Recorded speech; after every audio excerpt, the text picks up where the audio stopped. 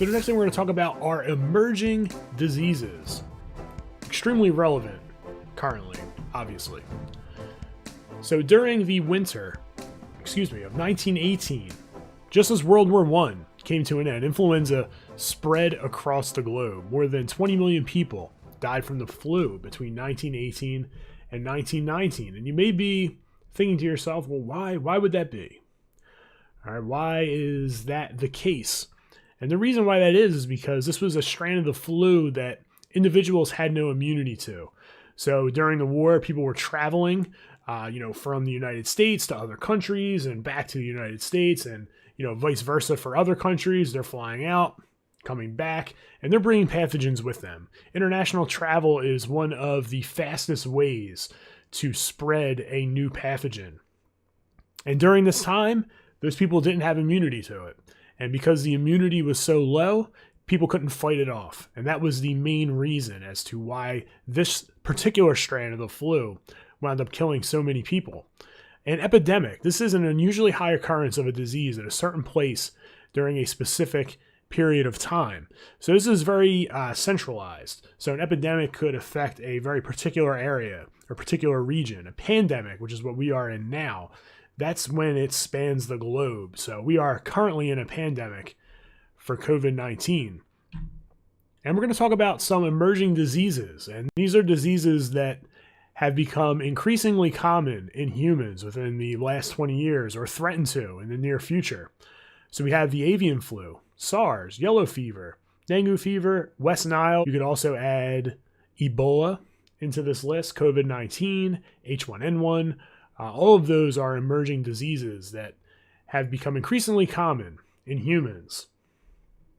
And some of the reasons why these diseases emerge, this is one of the more common ones. It's when humans come into contact with an infected animal. So again, like I talked about before, pathogens are able to mutate very quickly. They evolve very quickly. Unlike humans, unlike animals, where it takes millions of years for these evolutionary processes to take place, these pathogens can mutate.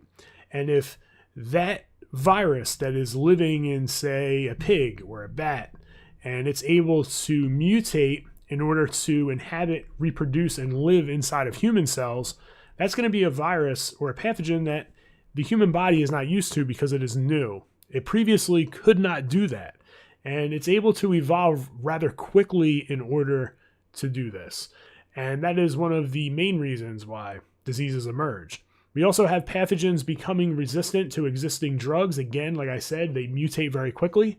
That's why it is so important to make sure that you take all of your prescriptions in full as indicated by your doctor. Lack of appropriate immunizations. So certain areas are not able to give out immunizations, vaccines, and things in order to stop the spread of certain pathogens. International travel, this is a big one. So this is moving from place to place. When you're outside, you're interacting with people, you're taking pathogens from, say, one side of the United States and moving it to another, or maybe from Europe or from Asia and bringing it, somewhere else. When you are doing that, you're going from the United States and bringing something to Italy or bringing something to Spain or Germany or, wherever you're going, those pathogens travel with you. They travel inside of human cells. And if someone is a carrier of a pathogen and it brings it to another area, you're then going to infect that other area. And that is why staying inside is so important right now, because that could be used even on a local level. It doesn't have to be international. If someone is infected in their house and then they go to the store, you're going to possibly infect people in that store. That's why we are all staying inside, keeping our distance from people, and we're trying to flatten the curve, because the more people that get infected at once with COVID-19, it's going to cause a lot of strain on hospitals, and they're not going to be able to handle the influx of people, which will cause people to not get treatment. So that's why it is very important right now to stay inside. So it says international travel, but it could literally be travel anywhere. You can travel to your neighbor's house, or your neighbor can travel to your house and bring a pathogen into your home. So make sure that you are following all of those social distancing cues. A global food supply is the last thing we're going to talk about. And in England, what was that? Probably about 20 years ago, there was an outbreak of what's called mad cow disease. And we used to, well, we still do, but back then we imported a lot of our beef from England, and England had a very extreme case of mad cow disease, which was a neurological disease.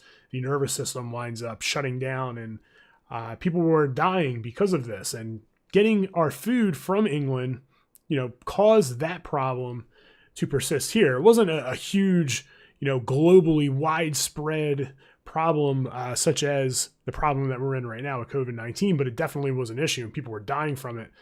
They were able to handle that, so we still do import beef from England. That's all taken care of, but that is an example of getting a global food supply from somewhere else and having pathogens in it and causing people to get sick. It's very important to stay vigilant, to stay prepared, and making sure that you're following your social distancing cues moving forward. Stay inside. All right, so that is it for the immune system unit. There is a review as well as a test on Google Classrooms. Make sure you guys check that out. Also, again, up top, you can see the emails up there. If you need to email any of the phys ed teachers, you can do so using those emails, and do not hesitate to. We'll be happy to answer any questions that you have. And I want to thank you for watching, and we're going to be learning more very soon.